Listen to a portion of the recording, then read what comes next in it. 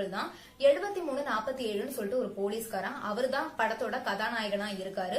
அவரோட குழந்தைக்கு வந்துட்டு பிறந்த நாள் வருது. அவரோட மனைவியுமே குழந்தையோட பிறந்த நாள்னு சொல்லிட்டு தங்கத்தோடு எடுக்கணுங்கிறதுக்காக சீட்டு எல்லாம் கட்டி தங்கத்தோடு எடுத்துறாங்க. குழந்தைக்கு புது ட்ரெஸ் எல்லாம் வந்துட்டு நைட்டோட நைட்டா தைக்க கொடுத்து வாங்கியும் வச்சிடறாங்க. எக்ஸ்ட்ராவா செலவுக்கு வந்துட்டு ஒரு 10 ரூபா தேவைப்படுது. அதை மட்டும் எப்படியாவது புரட்டிருங்க அப்படின்னு சொல்லிட்டு அவரோட மனைவி சொல்றாரு. அப்ப அவரும் சரின்னு சொல்லிட்டு ரோட்ல அப்படி ரைடு மாதிரி போறாரு. யாராவது சிக்குவாங்களான்னு பாக்குறாங்க. ஆனா அன்னைக்கு பார்த்து எல்லாரும் ரொம்ப நேர்மையா இருக்காங்க. இவரும் என்னடா இது அப்படின்னு இருக்கும் போதுதான் ஒரு கோவில் அர்ச்சகர் வந்துட்டு தபால் போடுறதுக்காக வராரு.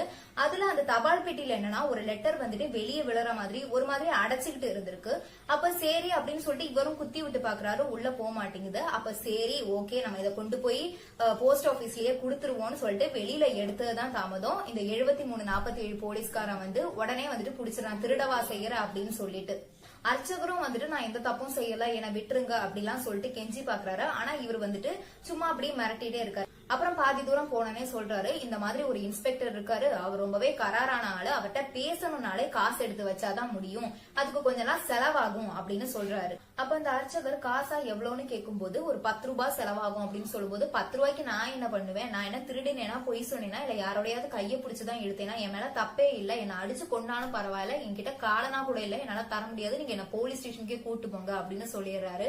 அப்ப இந்த போலீஸ்காரருக்கு வந்துட்டு ரொம்பவே கோவம் வருது. ஆனா எதுவுமே சொல்ல முடியல, ஏன்னா அவர் மேல தப்பே இல்ல.